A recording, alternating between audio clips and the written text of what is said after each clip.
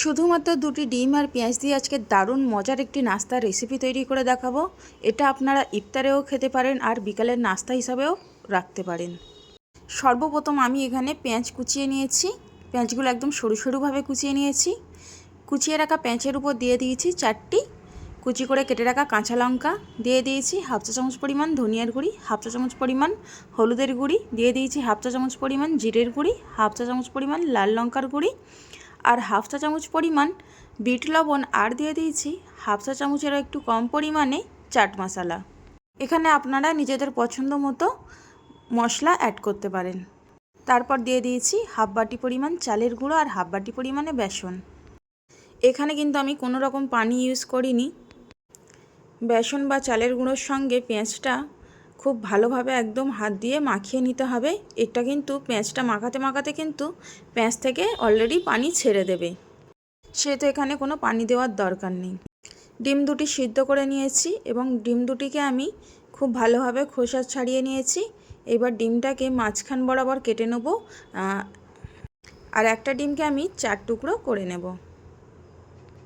দুটো ডিম 4 টুকরো করলে 4 4 8, তাহলে কিন্তু দুটো ডিম দিয়ে খুবই সহজেই কিন্তু মজার এই ইফতারের রেসিপি তৈরি করা যায়। এইবার আমি দুটো হাতে খুব ভালোভাবে একটু সাদা তেল বা সয়াবিন অয়েল লাগিয়ে নিয়েছি। এইবার নিয়ে নিচ্ছি পেঁয়াজের মিশ্রণটি। পেঁয়াজের মিশ্রণটি হাতে নিয়ে একটু চ্যাপটা চ্যাপটা করে দিচ্ছি। চ্যাপটা করে দেওয়ার পর এর মাঝে দিয়ে দেব একটি ডিমের টুকরো। তারপর এইটাকে খুব ভালোভাবে মুড়ে দেব ওই পেঁয়াজের মিশ্রণটা দিয়ে। খুব ভালোভাবে দেখে নিন, যেইভাবে আমি করছি ঠিক এইভাবেই কিন্তু করে নিতে হবে। তারপর আপনারা চাইলে চ্যাপটাভাবেও রাখতে পারেন বা যে কোনো শেপ দিয়ে নিতে পারেন। তো আমি এখানে এই রকম যেরকম ডেভিল হয় সেই রকম শেপ দিয়ে নিয়েছি একদম।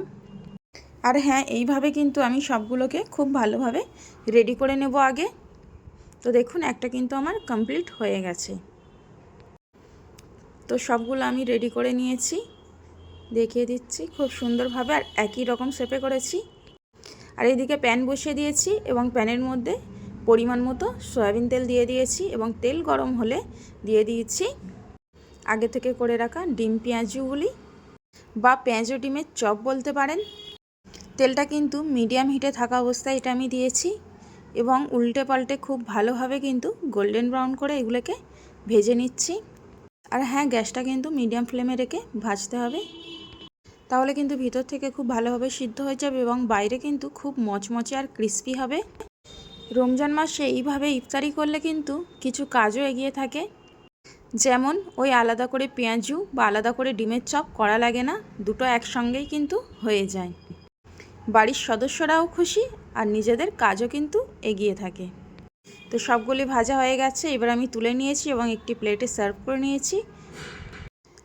তো এই ডিম পেঁয়াজও কিন্তু খেতে দুর্দান্ত লাগে। আর হ্যাঁ, বিশেষ করে বাড়ির বাচ্চারা কিন্তু এই রেসিপিটা খুব পছন্দ করবে। তো কেমন লাগলো এই ডিম পেঁয়াজুর রেসিপি অবশ্যই কমেন্ট করে জানাবে। ভালো লাগলে একটি শেয়ার করে দেবেন। আর হ্যাঁ, অবশ্যই টাইমলাইনে শেয়ার করে রাখবেন, না হলে কিন্তু পরে বানাতে গেলে আবার খুঁজে পাবেন না। তো আমি আজকে খেতে খেতে চলে যাচ্ছি। দেখা হবে অন্য কোনো ভিডিও নিয়ে, অন্য কোনো রেসিপি নিয়ে।